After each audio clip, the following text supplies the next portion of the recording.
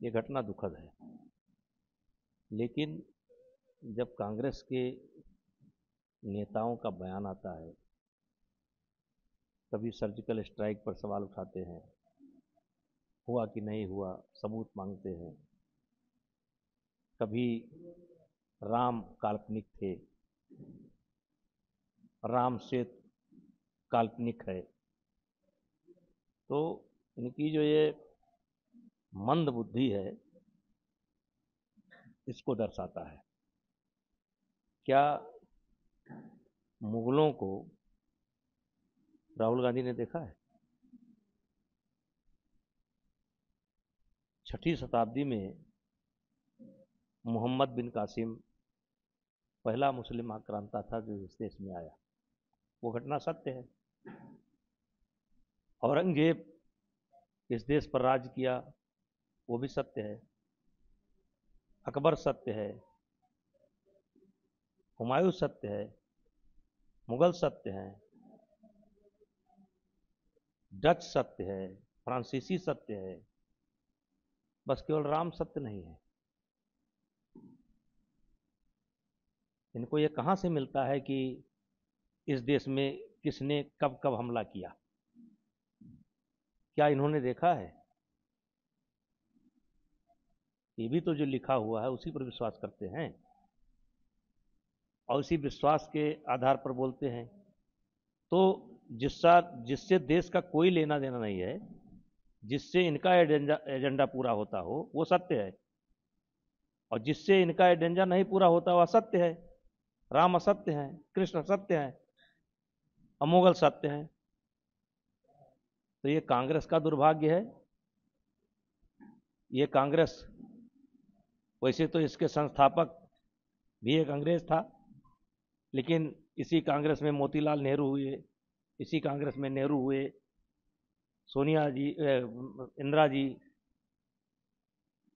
और आज उसी कांग्रेस में ये खड़गे और राहुल गांधी हैं जो हर चीज का प्रमाण मांगते हैं। इंदिरा गांधी ने के नेतृत्व में बांग्लादेश के पाकिस्तान के 2 टुकड़े हुए। क्या इन्होंने देखा था इंदिरा गांधी ने करवाया था? क्या इन्होंने देखा था? तो बांग्लादेश के, हिंदुस्तान के 2 टुकड़े हुए, बांग्लादेश बना, भारत ने जो है मदद की। एक तरीके से कहा जाता है कि इंदिरा जी ने के नेतृत्व में, और कहा क्या जाता है, सत्य भी है, हम उसको इनकार नहीं करते, सत्य है। जैसे जिस तरीके से उनको गोली चलवाना पड़ा अमृतसर में, ये भी सत्य है। तो इनका वाला सत्य है, अब बाकी सब असत्य है। खड़गे जी ये भी कह रहे हैं कि मोदी जी खड़गे को समझ ही नहीं है हिंदुस्तान ना, दुर्भाग्य यही है ना खड़गे को समझ है। देखिए मैं बहुत बड़ा नेता नहीं हूं, मैं बहुत सामान्य आदमी हूं, लेकिन मेरे समझ में ना खड़गे आते हैं ना राहुल जी आते हैं कि ये जाना कहां चाहते हैं, इनका एजेंडा क्या है, जाना कहां चाहते हैं। देखिए, खड़गे हो या राहुल हो या कांग्रेस पार्टी हो, आज क्षेत्रीय पार्टी के हाथ के ये खिलौना है। एजेंडा क्षेत्रीय पार्टी सेट करती हैं और उसी एजेंडे पर ये खेल रहे हैं।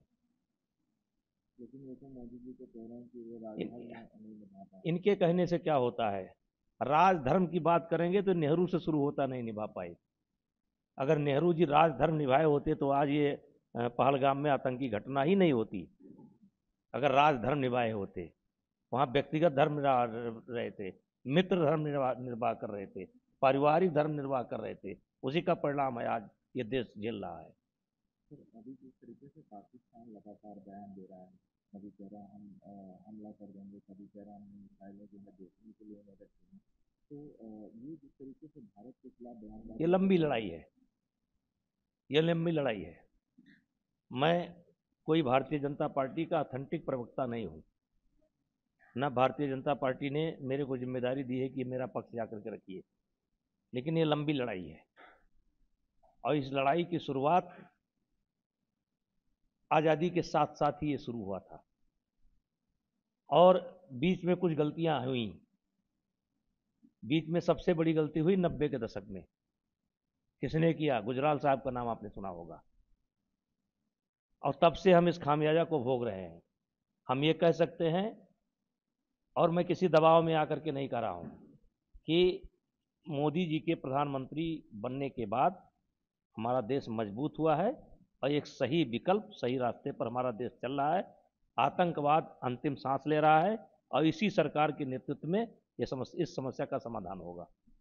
क्या फाइनल ऐसी कार्रवाई हो जिससे पूरे देश के लोग ये माने कि अब पाकिस्तान की जड़ खत्म आ गई है और ये कार्रवाई अब क्या होनी? नहीं, जिन लोगों की सोच है शार्ट चलने की, ये लंबी लड़ाई है साहब।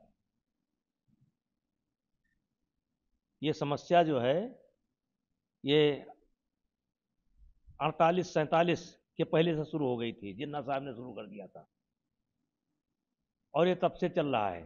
और आप ये उम्मीद करते हैं कि मोदी जी उठा करके 4 ठो बम फेंक करके बस पाकिस्तान की समस्या का समाधान कर दें? ये नहीं होगा, लेकिन होगा, और बहुत अच्छे ढंग से होगा, और अच्छे ढंग से हो रहा है।